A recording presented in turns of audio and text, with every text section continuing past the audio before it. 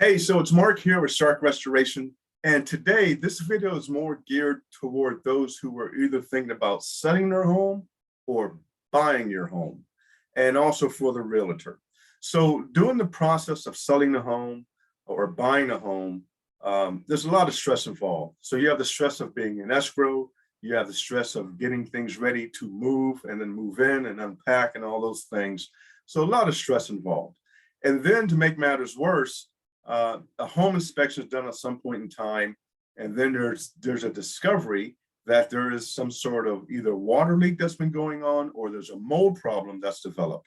So we do this on a regular basis, day in, day out, and we're referred to a lot of homeowners and realtors that experience mold issues. So being that I see this every day, I decided to come up with the top 5 things that I see on a regular basis when we're dealing with some sort of real estate transaction.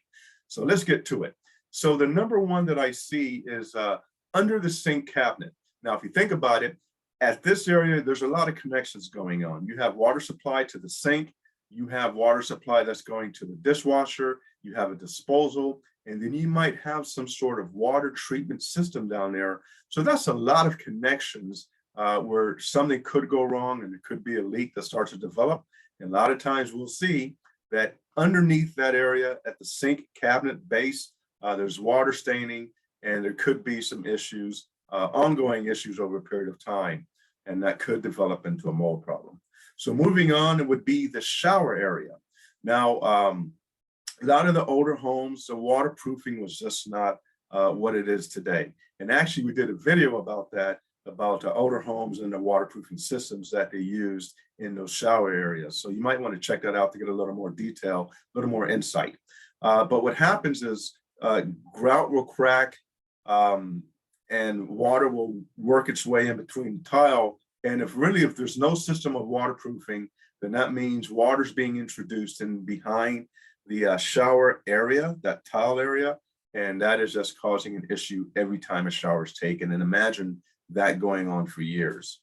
The second thing would be the air conditioning condensation lines. Now, as our air conditioning units are running in a home, they're removing moisture out of the air. They're taking that vapor, turning it into a liquid, and then that liquid is to be pumped outside of the house through a condensation line.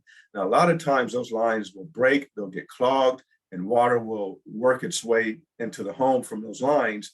And that could be going on for a time. Sometimes those condensation lines are in our attic areas. And if we're not poking our heads up there to inspect, there could be a leak that's going on, and that will develop into a major problem. And we see a lot of that. The fourth thing would be leak around windows and skylight areas. Now, when it does rain, if these leaks are active, that will create a problem. So it's definitely something you want to keep your eye on. And then number 5 are the crawl space areas. This is an area just that gets a lot of neglect. No one ever takes the time to go down and actually look around with a flashlight and see what's going on. And if you think about it, depending on the size of your home, there's a lot of connections down there. You have bathrooms, you might have a laundry room, or whatever else there might be that requires water and sewage. And at these connections is where issues will happen, where leaks will happen, or breakage, and you might have sewer that's flowing into the crawl space, or you have some sort of water stream that's being constantly introduced into the crawl space area, and that creates a major problem over time.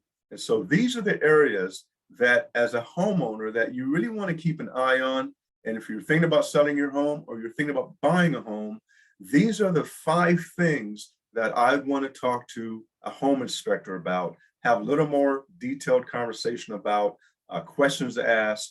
And if you do so, you'll find that these 5 things might help you to reduce the stress that's involved in buying and selling of a home.